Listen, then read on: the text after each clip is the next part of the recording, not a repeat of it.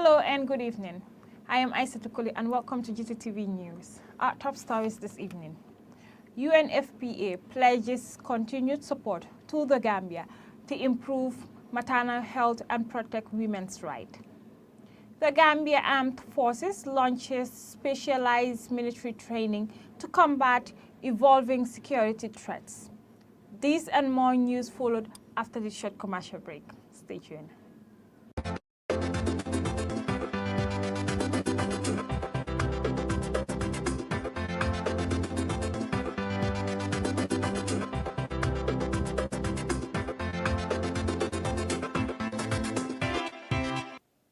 Welcome back. If you are just joining us, this is Gttv News in English, and I am Aisa Tukuli.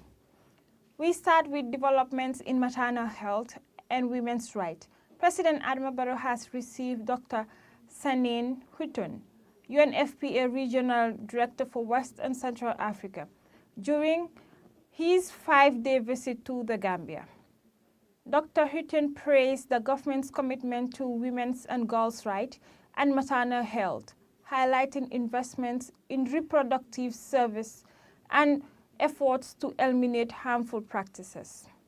He also stressed the need to expand quality maternity care, strengthen midwifery services, and ensure planned pregnancies to reduce preventable maternal deaths.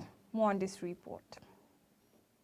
His Excellency President Adama Barrow received United Nations Population Fund Regional Director for Western Central Africa, who is in the country for a 5-day visit to engage with partners to accelerate progress in maternal health and the protection of women and girls.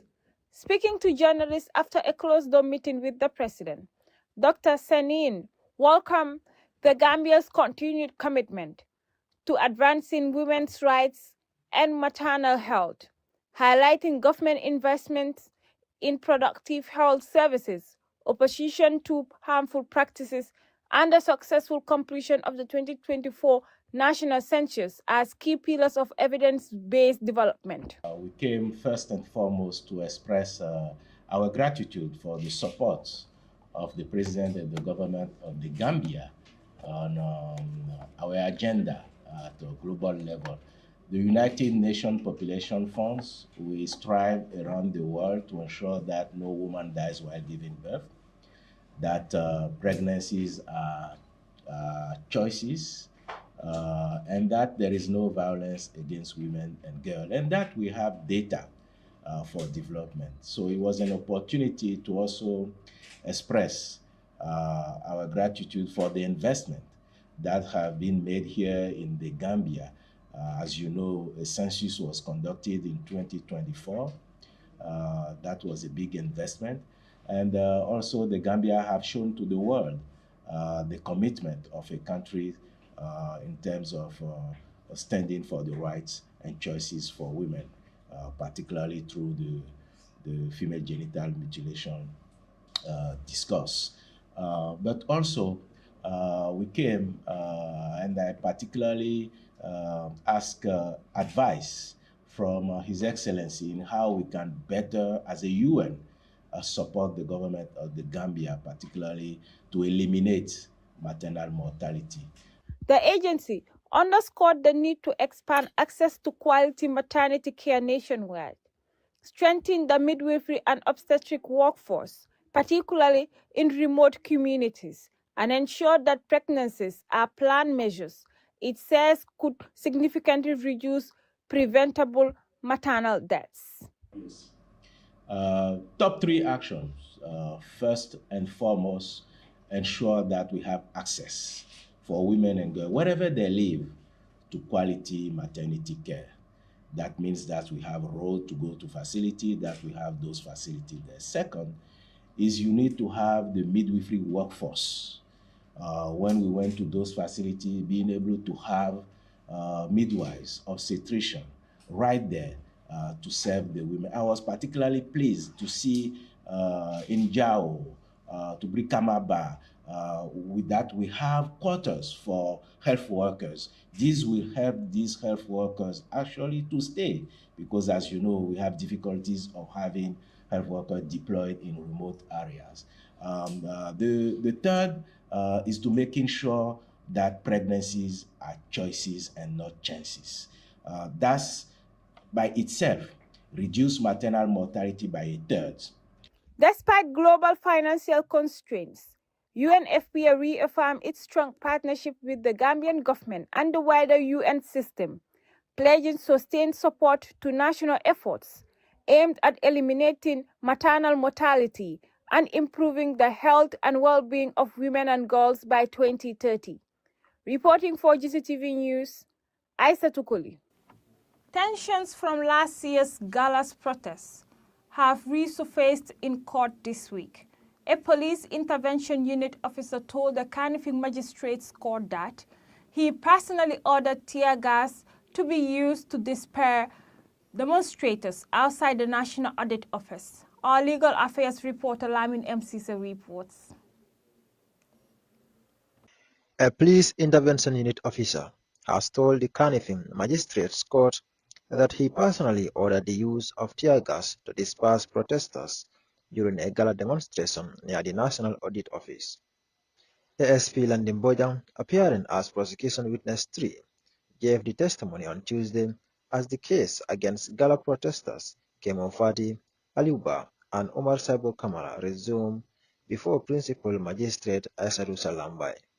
The trio are facing 2 counts of unlawful assembly, contrary to Section 63 of the Criminal Offences Act, alongside a charge of common nuisance arising from the September 15, 2025 protest.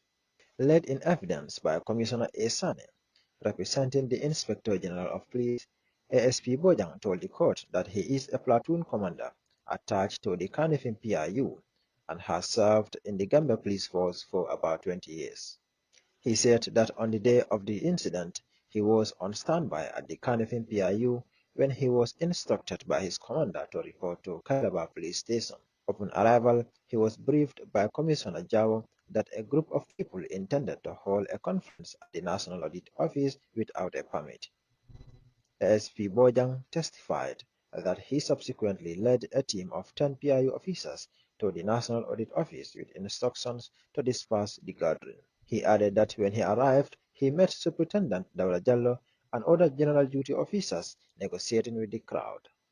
He said the purpose of the negotiation was to inform the protesters that they were assembled without a permit and therefore needed to leave the area. According to the witness, when the protesters failed to comply, he ordered the deployment of tear gas.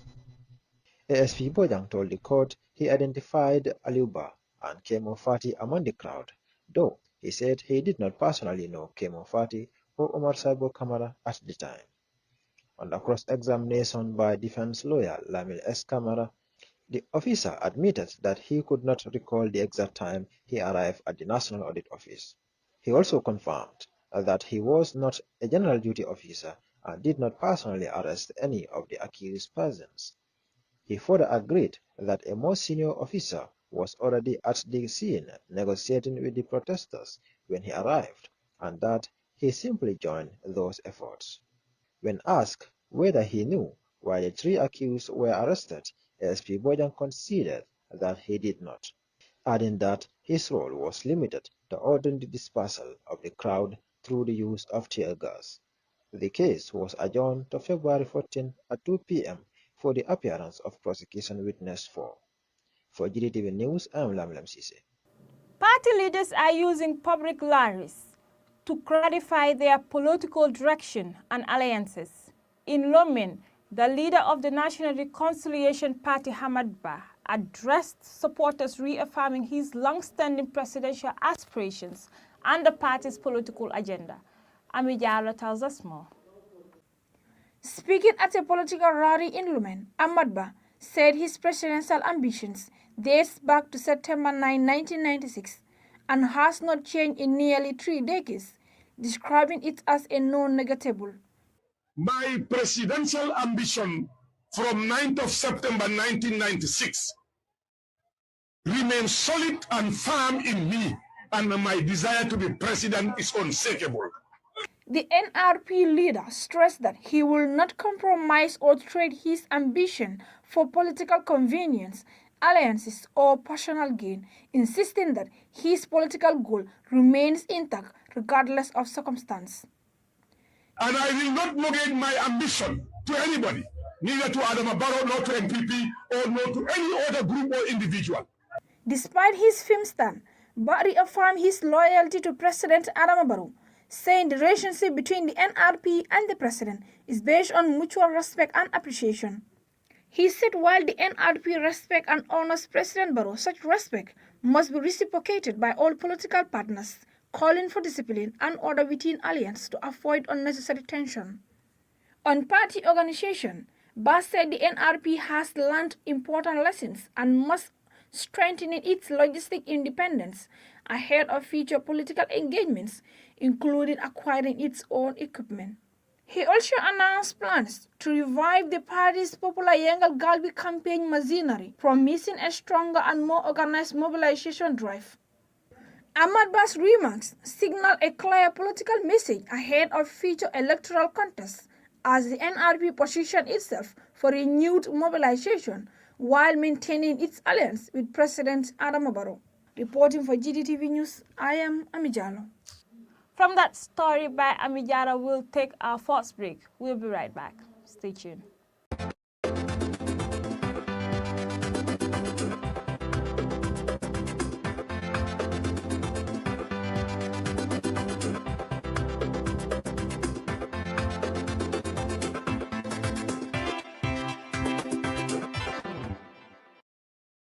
Welcome back, and thank you for choosing us.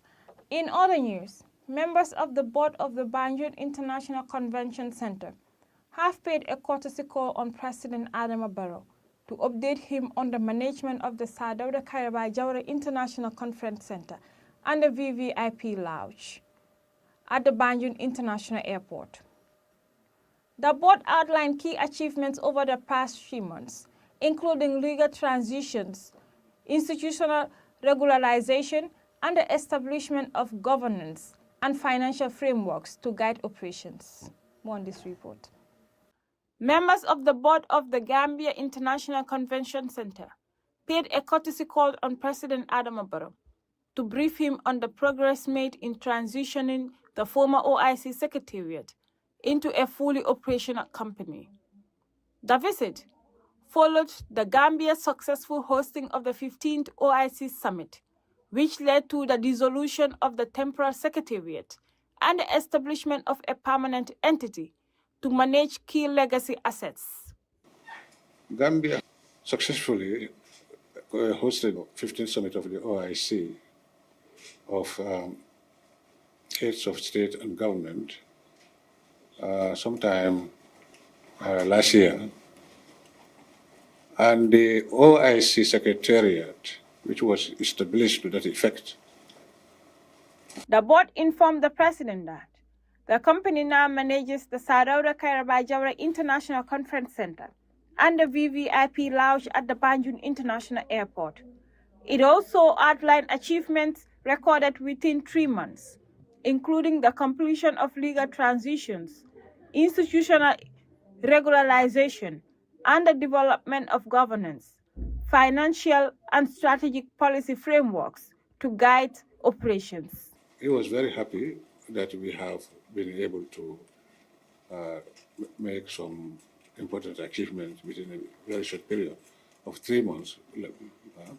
And he encouraged us and also informed us his support and that of his government to ensure that this magnificent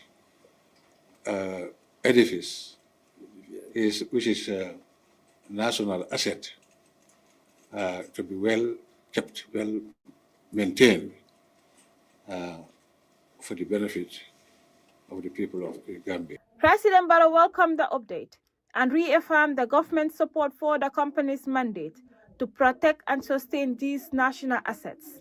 The convention center, now operating as a government-owned limited liability company, is transitioning from a grant-based structure to a profit-driven model aimed at long-term sustainability and national benefit. Reporting for Gttv News, Aissatou Koli. On security, the Gambia Armed Forces is boosting its capacity to respond to evolving threats. To consolidate these efforts, the Armed Forces has launched a specialized explosive ordnance disposal training program for selected personnel. That training aims to strengthen the military's ability to respond to explosive threats and enhance overall national security. Amiyara reports. The Gambia Armed Forces have commended an explosive ordnance disposal training program for selected personnel in collaboration with the Islamic Military Counter-Terrorism Coalition. The training, which officially opened today for the second time, will run from 28 January to 9 February 2026. It forms part of IMCTC's military domain initiatives under its competent pillar aimed at strengthening specialized military capabilities among member states. The program is designed to equip participants with advanced theoretical and practical skills in the detection, identification, handling, and safe disposal of explosive ordnance. The initiative is expected to enhance operational effectiveness while contributing to national and regional security. Secretary General of the Islamic Military Counter-Terrorism Coalition, Major General Muhammad bin Sahid al-Muhaji, stated that the broad objective of IMCTC is to coordinate international efforts to strengthening intellectual and media capacities, combat the financing of terrorism, and enhance military readiness. IMCTC continues to implement a range of initiatives for its member state, focusing on training specialists and improving the preparedness of institutions responsible for counterterrorism. Speaking at the opening of the ceremony, Chief of Defense Staff of the Gambia Armed Forces, Lieutenant General Mahmoud O.H.M., described the training as a direct response to an operational requirement within the military. He noted the program could significantly enhance the armed forces' capacity to protect lives, safeguard critical national infrastructure, and preserve social stability.